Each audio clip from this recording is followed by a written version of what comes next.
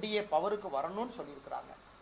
ஆந்திரா உதாரணம் கொடுத்தாங்க, பல இடத்தை கொடுத்தாங்க. நிச்சயமாக நம்பிக்கை இருக்கு. தேசிய ஜனநாயக கூட்டணி ஒருமித்த கருத்துல இன்னைக்கு தேசிய ஜனநாயக கூட்டணி இருக்கு. இன்னைக்கு காலையில கூட நீங்க பாருங்க, அண்ணன் ஜி கே மணி அவருடைய இல்ல திருமண விழா நடந்து கொண்டிருக்கிறது. அமித்ஷாஜி அவங்களால போக முடியல, நேற்று லேட்டாக தான் வந்தாங்க. என்னை அனுப்பியிருந்தார், நீ போயிட்டு வாப்பான்னு. காலையில சேலம் போய் அவருடைய முகூர்த்தத்தில் கலந்து கொண்டு வந்து தொலைபேசி மூலமாக அமித்ஷா அவர்கள் ஜி கே மணி ஐயாவுக்கு தொடர்பு கொண்டு வாழ்த்து சொன்னாங்க. அதனால எப்பொழுதுமே பரஸ்பரமான ஒரு நல்ல சூழ்நிலை தான் தேசிய ஜனநாயக கூட்டணி இருக்கிறது. வருகின்ற காலத்தில் ஒருமித்த கருத்தோடு யார் வந்தாலும் இணைந்து நாங்கள் பயணிக்க தயார்.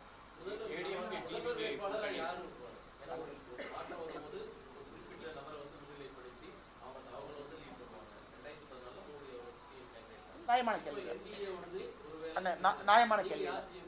நியாயமான கேள்விதான் அண்ணன். உங்களுடைய இன்டெலிஜென்ஸ் நான் குறைஞ்சு மதிப்பில்லை. மக்கள் எதிர்பார்ப்பாங்க யாரை நாங்கள் நம்புறது, யார் எங்களோட இருப்பாங்கன்னு.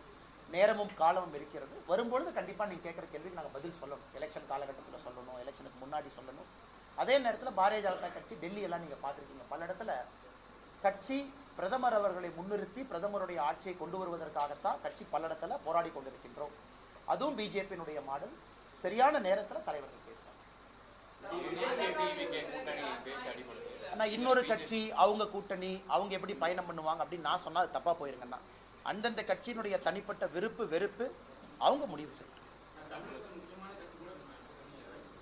ஆனா இன்னைக்கு என்டிஏ இருக்கு, வலிமையா இருக்கு, ஸ்ட்ராங்கா இருக்கு, வளர்ந்துகிட்டு இருக்கு.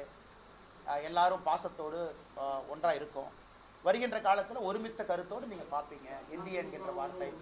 ஆனா அது சொல்றதுக்கான நேரமும் காலமும் இன்னும் நிறைய இருக்கு. எலெக்ஷனுக்கு ஏதோ ஒரு காலம் இருக்கு. அதனால திமுகவை வீட்டுக்கு அனுப்பணும் தெளிவா சொல்லியிருக்கிறாங்க. என்டிஏ பவருக்கு வரணும் தெளிவா சொல்லியிருக்கிறாங்க.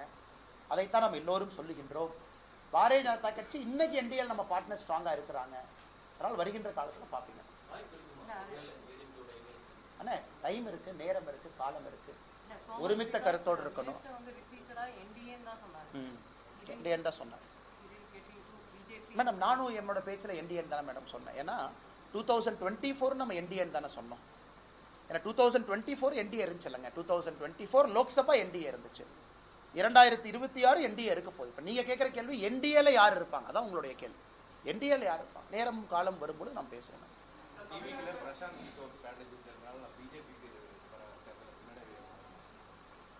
அண்ணே, நான் யாரை பத்தியும் நான் தப்பா சொல்ற ஆள் இல்லைங்கன்னா, எல்லோரும் ஒரு ஸ்ட்ராட்டஜிஸ்டுக்குன்னு ஒரு ஸ்ட்ரென்த் இருக்கு, பவர் இருக்கு. அது பிரசாந்த் கிஷோர் அவர்களாக இருக்கட்டும், தமிழகத்துல சுனில் கண்டுகுலுன்னு ஒருத்தர் இருக்கார், அவராக இருக்கட்டும்.